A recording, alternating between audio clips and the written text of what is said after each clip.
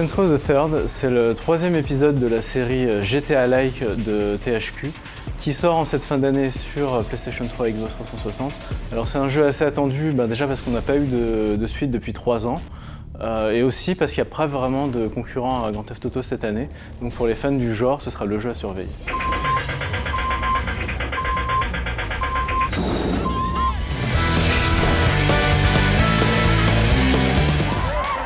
Alors dans Saints Row the Third, on incarne une bande de gangsters, les Saints, qui dominent toute la ville et qui vont avoir affaire à toutes sortes de types d'ennemis. Donc comme dans tous les GTA-like, on se retrouve avec un gameplay action-aventure en vue à la troisième personne, vraiment classique. De ce côté-là, le jeu est assez classique, c'est-à-dire qu'on a un gameplay facile à prendre en main. On vole des voitures, on récolte des armes, on achète des propriétés et on se balade dans une grande ville en remplissant plusieurs types de missions dans l'ordre qu'on veut. On a un téléphone portable avec lequel on peut joindre des alliés qui vous donnent toutes sortes de missions et on progresse comme ça petit à petit dans le jeu. Donc de ce côté-là, le jeu se veut assez grand public, assez traditionnel. Et paradoxalement, il y a bien d'autres aspects qui le distinguent des autres, notamment un côté vraiment what the fuck, vraiment grand n'importe quoi, qui déborde dans tous les sens et qui le rend vraiment jouissif. Alors, ce qui différencie vraiment Saints Row 3 des concurrents, c'est vraiment le côté n'importe quoi, vraiment choisi et assumé pleinement par les développeurs.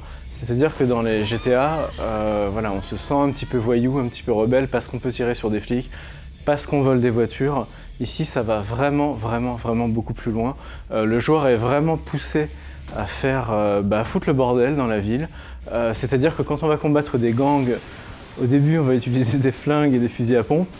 Très vite, ça va se transformer en véritable guerre civile, parce qu'on va te mettre entre les mains un hélicoptère, un avion de chasse, des missiles téléguidés, des frappes aériennes à la Battlefield.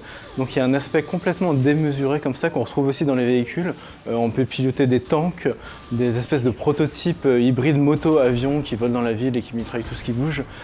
Donc voilà, c'est très agréable à jouer et ça rend le jeu vraiment divertissant parce qu'on retrouve aussi des situations vraiment variés. Les développeurs là aussi ont voulu faire une espèce de best-of de tout ce qu'on trouve dans les jeux d'action. Il n'y aura pas juste des courses-poursuites et des combats contre des gangs.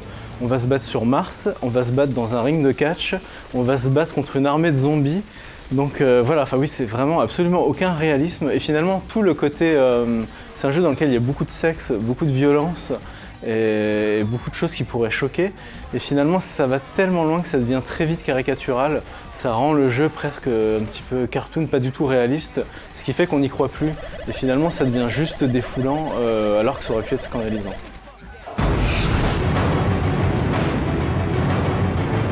Avoir des possibilités incroyables, c'est bien. Et pourtant, dans Saints Row, il y a quand même quelques petits points noirs assez flagrants. Voilà, quand on n'est pas forcément dans le délire, on pourra voir que le jeu déjà est pas très beau. Ça rame assez souvent, l'aliasing se fait sentir. Bon, les animations sont hilarantes, mais techniquement le moteur 3D est pas vraiment génial. Et aussi, le jeu est un petit peu facile, il dure une dizaine d'heures.